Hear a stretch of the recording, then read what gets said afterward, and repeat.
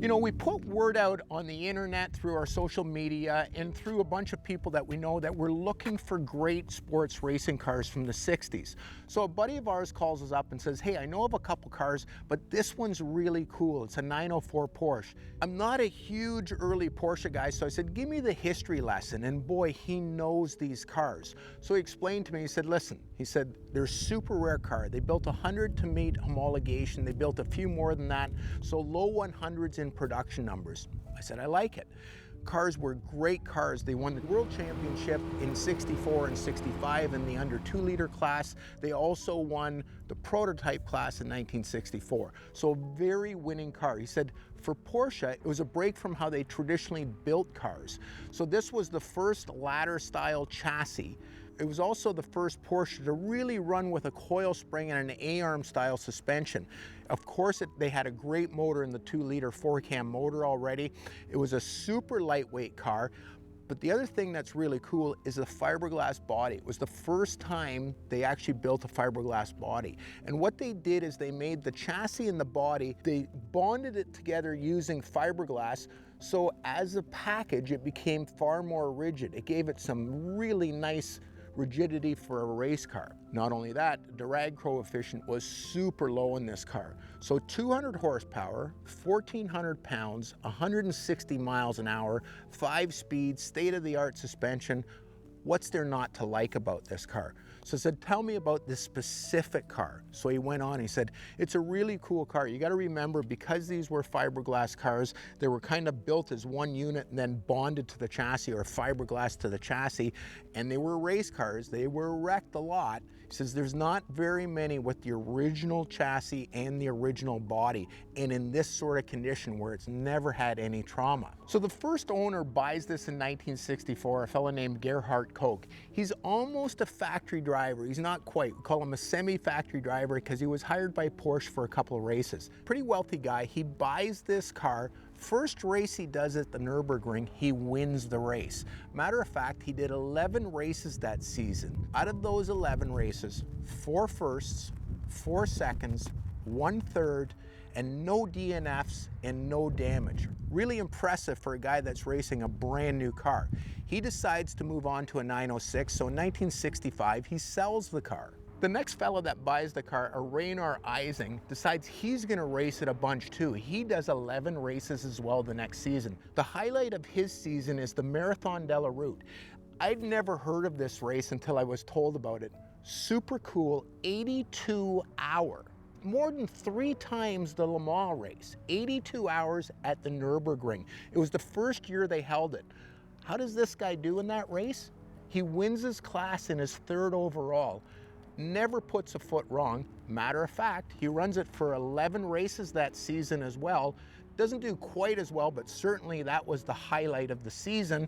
Then he sells the car. It's got 22 races under its belt now, including an 82-hour endurance race with no damage. So a Porsche race mechanic out of Pennsylvania catches wind, a fella named Buell, catches wind that this car is for sale. He brings it over to North America, and he's the common thread amongst the next 3 owners. None of them that really race it aggressively, a couple races here and there, and none of them owned it for very long. Then in 1972, the final owner until we get the car, Alex Pollock, buys it through this Buell fella. He decides he wants to drive it on a road. For all intents and purposes, these are road-going cars that are also race cars. That's one of the beautiful things about this car. It's just as comfortable on the street as it is on the racetrack. He drives it as fun transportation over the next 52 years.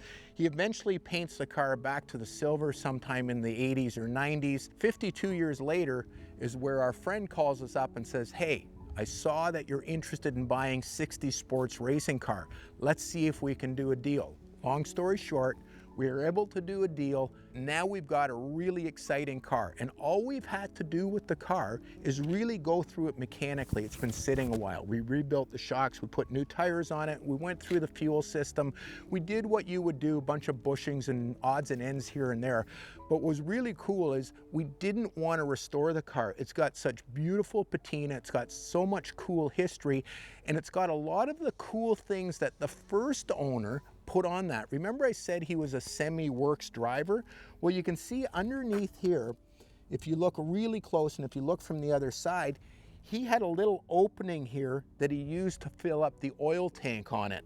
He also put a little visor on the front, and there's remnants of where the holes were where that little visor was. Telltale signs that this is the original body.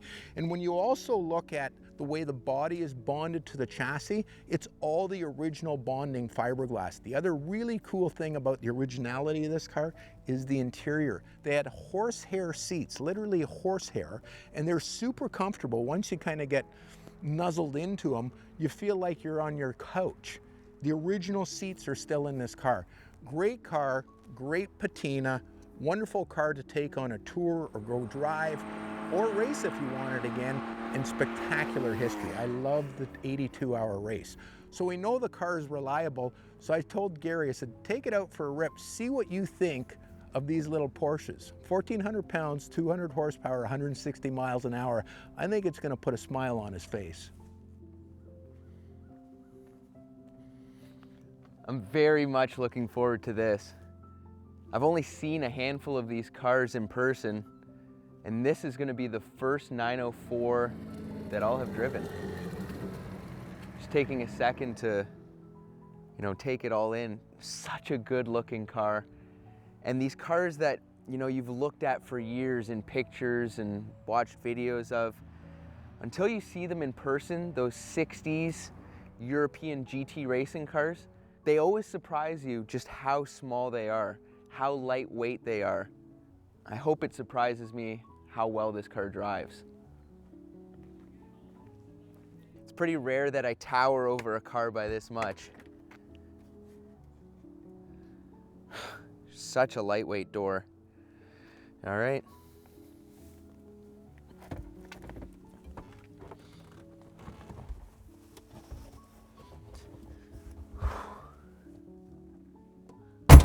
Such a raw little car. You can hear my voice echo just in the fiberglass tub of the thing. The only material in here to take any sound away would be the headliner, which isn't doing much, and then of course the horsehair seats. All right, let's fire this thing up.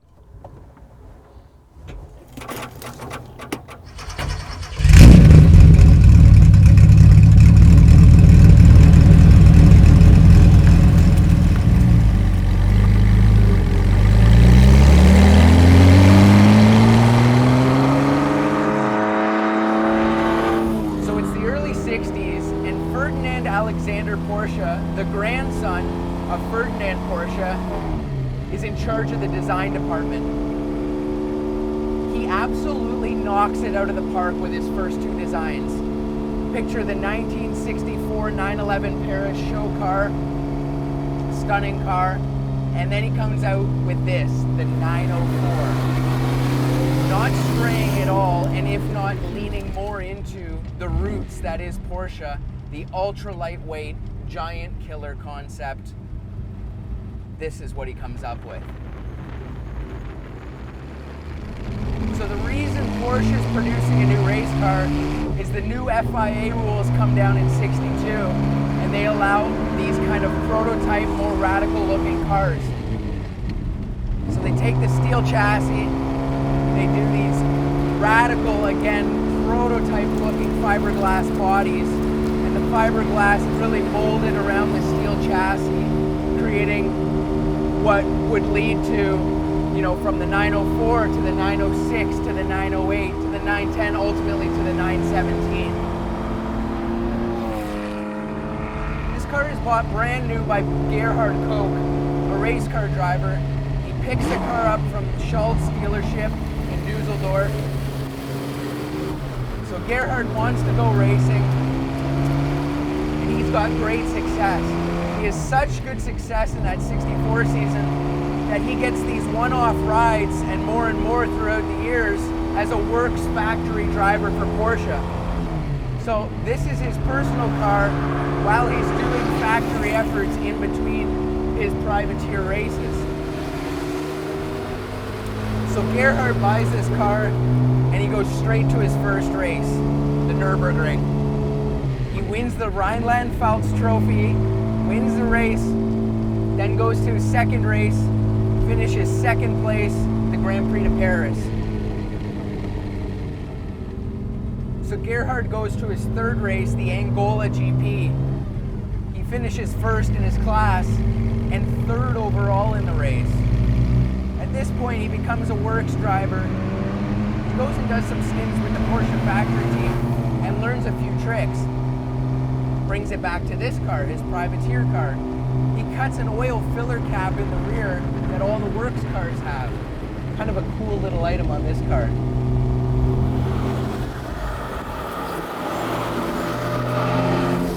So again, you got to put yourself back in the day there.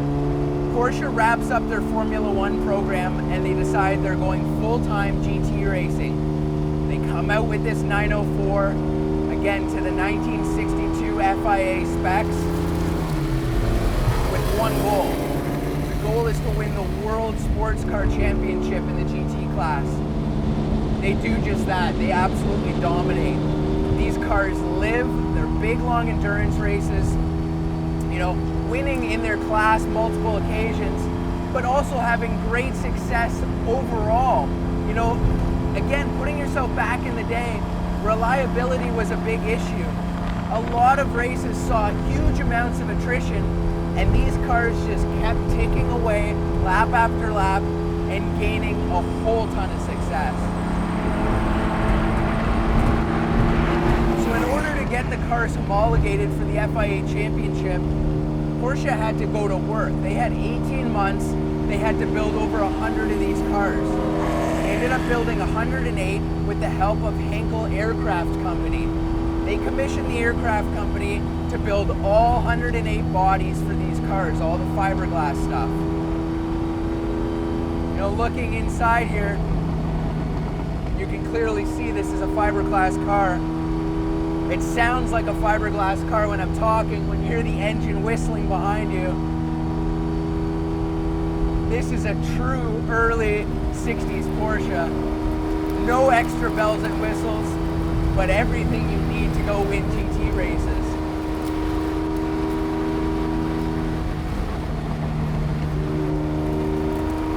All right, let's get on it a little bit here.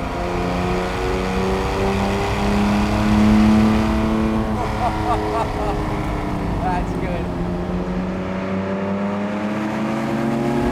You know, this car is a race car. Driving it on these country roads, it's a little bit rigid. But man, when you get in the corner, the car turns unbelievably. And that's the thing, just how short the wheelbase was in this car, how light it was, how aero it was.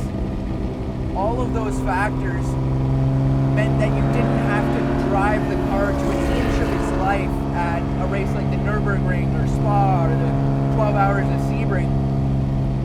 You could, you know, drive at 85, 90%, the car would live. And that's how it was so successful. The amount of thumbs up you get in a car like this, driving it on the street, is crazy. But you have to imagine, you know, 1964, 1965, a couple of these cars are coming over to North America. You get the same response back then. You got to think about what was on the road in those days. You know, still very early muscle car days. Everyone's driving their big Impalas, stuff like that. And a guy's out driving a 904. This thing would look like a spaceship. It would look like, you know, a Grand Prix streamliner to a lot of people. What's incredible about this car, I mean, obviously the patina. So many of these cars were raced and crashed and torn apart. This car never had a big shunt. It's got the original body. It's got the original chassis. It's got the original seats that these guys raced in, I'm sitting in right now.